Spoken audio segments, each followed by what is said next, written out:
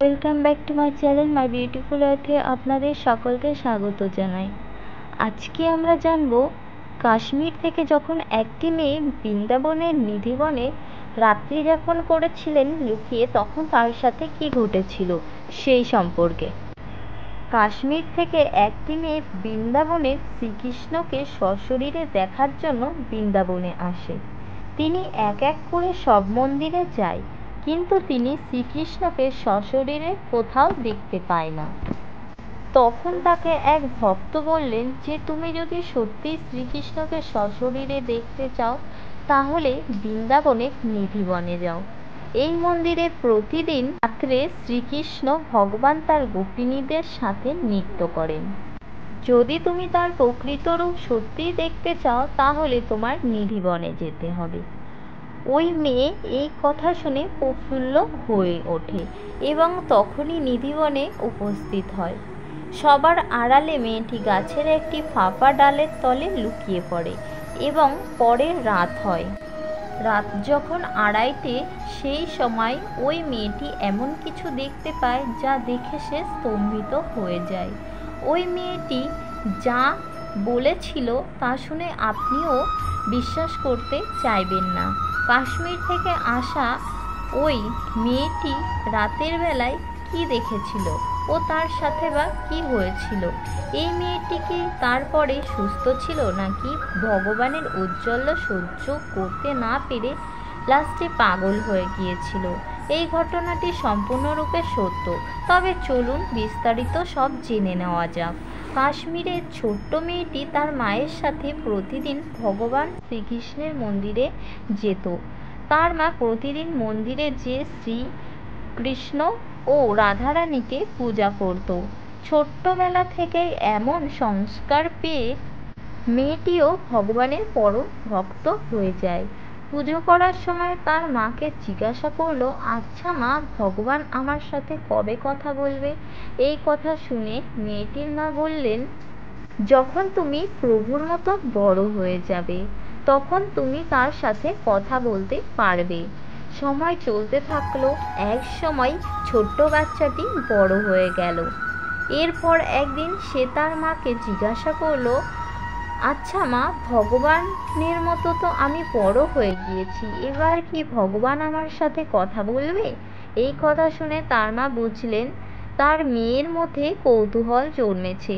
তিনি তখন তার মেয়েকে বললেন যে ভগবান এখনই তোমার সাথে কথা বলবে না, তার জন্য তোমাকে কঠোর সাধনা করতে হবে।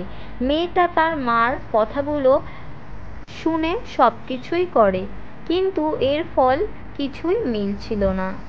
কিন্তু মেয়েটি নাছোড়বান্দা ছিল।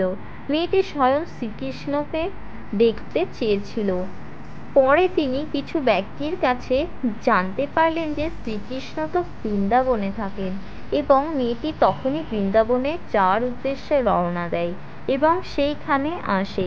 ভক্তদের কাছে জিজ্ঞাসা করতে লাগলো যে কানা কোথায় থাকে। তখন সবাই জানালেন যে কানা তো বাঁকেবিহারী মন্দিরে আছে। মেয়েটি এই কথা শোনা মাত্রই বাঁকেবিহারী মন্দিরে খুশিতে চলে গেলেন এবং সেই স্থানে গিয়ে দেখলেন যে ওই স্থানে ভগবানের বিগ্রহ আছে। তখন মেয়েটি ওই মন্দিরের পূজারীকে জিজ্ঞাসা করলেন যে আমি কানাকে দেখতে চাই। তখন পণ্ডিত বললেন, এই নাও, তোমার কানাকে দর্শন করো। তখন মেয়েটি বলে ওঠে, এটি তো একটি মূর্তি। তখন মেয়েটি বললেন যে আমি কানাকে স্বয়ং সশরীরে দেখতে চাই। তখন পণ্ডিত বললেন যে এখানে তুমি সব বিগ্রহকে দেখতে পাবে, স্বয়ং কানাকে দেখতে পাবে না। তখন পণ্ডিতের কথা শুনে মেয়েটি খুব কষ্ট পেয়েছিল মনে। ওই স্থানে বসে এক ভদ্রলোক সব কিছুই দেখছিলেন। তখন ওই ভদ্রলোক মেয়েটির কাছে আসে মেয়েটাকে বললেন যে তুমি যদি কানাকে দেখতে চাও তাহলে তুমি নিধিবনে চলে যাও, সেখানে তুমি তোমার কানাকে দর্শন পাবে। স্বয়ং শ্রীকৃষ্ণ রাতের বেলায় নিধিবনে আসে এবং গোপিনীদের সাথে নৃত্য করেন।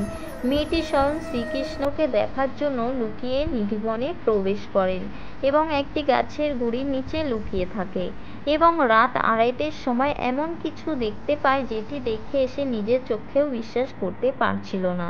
তখন মেয়েটি দেখে যে নির্মীবনের সব গাছগুলো গোপিনী হয়ে যাচ্ছে এবং ওইখানে স্বয়ং শ্রীকৃষ্ণ আসেন এবং রাসলীলা রচনা শুরু করেন। এই দেখে মেয়েটি বলতে শুরু করলো, কানা আমাকে ছেড়ে যেও না। তখন মেয়েটির দিকে তাকিয়ে শ্রীকৃষ্ণ বলে ওঠেন, আমি তো সবসময় তোমার সাথেই ছিলাম, আমি কখনোই তোমার থেকে আলাদা হইনি। ভগবানের এই সব কথা মেয়েটি মনমুগ্ধ হয়ে শুনছিল। তখন মেয়েটি বলে ওঠে, কানা তুমি আমার কোথায় আছো? আমার মনে তুমি দেখাও, কোথায় আছো দেখাও। এরপর শ্রীকৃষ্ণ তাকে এমন রূপ দেখালো যে মেয়েটি প্রতিটি বস্তুর মধ্যে শ্রীকৃষ্ণকে দেখতে পেল। পরে মেয়েটি অজ্ঞান হয়ে মাটিতে পড়ে যায় এবং যখন মেয়েটি চোখ খোলে তখন মেয়েটি সব কিছুই শ্রীকৃষ্ণকেই দেখতে পাচ্ছিল। সেটা মাটি হোক বা পাখি হোক বা অন্য কিছু প্রাণী, বৃক্ষ হোক বা বস্তু, তিনি ভগবান শ্রীকৃষ্ণকে সব কিছুর মধ্যেই দেখতে পাচ্ছিলেন।